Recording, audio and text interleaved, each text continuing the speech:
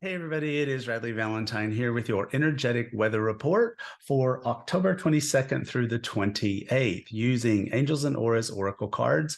My new deck that comes out next week. Yes, on Halloween. But in the meantime, you can still pre-order it. More on that in a moment. Now, we have our three cards for the energetic weather report.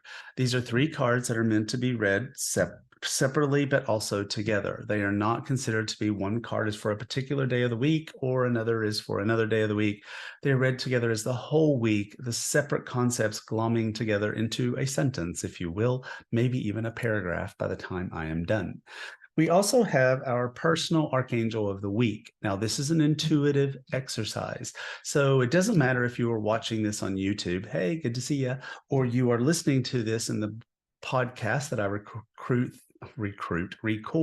through mindbodyspirit.fm. Hey guys, it doesn't matter. It's an intuitive exercise. So do you feel called to card number 1, card number 2, card number 3, or card number 4? So I'm going to let you think about that and intuitive which card do you feel closest to, 1, 2, 3, or 4. Now let's look at that energetic weather report for October 21st through the 28th. Now the thing about Angels and Auras Oracle cards is it is the only deck that I've specifically created in order to have the cards be read inverted or upside down or reversed in traditional tarot concepts. I worked on this deck with my dear spiritual BFF, Dougal Fraser, who is amazing, and you should be following him if you are not. And he and I agree that there should be a shadow side to the cards. So we only have one card that is inverted or reversed for this particular week, and it is the card called Self-Employment. So this is a card that says tentative and limited and timid and drudgery. Basically what it's saying is this is not the time to go into self-employment. Doesn't mean that won't change next week, but this is not the energy that you need to be in. And we'll talk about that with some of the other cards as well, I think, and how to get into that space. But right now is not the time for you to go all independent and stuff. Now, how does this work if you're not thinking about employment stuff? Think about it as not going off on any particular endeavor all on your own. And we'll talk about that, like I said. Now, the next card is don't compromise. Don't compromise. This card talks about having good boundaries, being assertive, having courage, and being unwavering. So whatever it is that you are wanting to go after, you should go after it. You just don't need to be going after it by yourself at this particular moment. If self-employment is what is on your mind at this particular moment, it's not saying don't do it. It's saying don't do it today. Okay, so give it some more thought. But making sure that you have your boundaries set for anything that you're wanting to create and making sure that you have unwavering courage is very important for whatever it is you're wanting to create at this moment. Now, the next card, I think, talks a lot about the whole concept of why not going it all solo at this particular moment in time is not a good idea. And it talks about the card is called Soul Groups.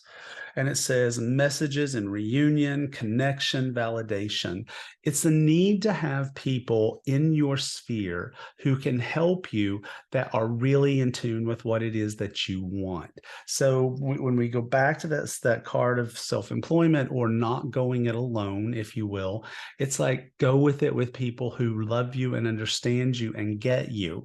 It's important to have the support. Remember, we talked about not compromising, but not compromising while we also have the support of other people who love us and get us and understand us, not people who, for example, don't get us. Okay. If this card was inverted, one of its meanings would be misunderstood. We don't want to look for people who misunderstand us. We only want to be looking for people who literally, truly, honestly get us. Get us. All right. So let's look at our 4 personal archangels of the week. The first card that we have is Ariel. We love that. Ariel is the archangel of abundance and prosperity, as well as nature and animals. So if we're looking for abundance and prosperity in our lives right now, Ariel is a great archangel to be working with us. Archangel Raphael. Raphael is an archangel that talks to us about physical health, but also matters of the heart. And so I think of Raphael as being the archangel that can help us to make true choices of the heart.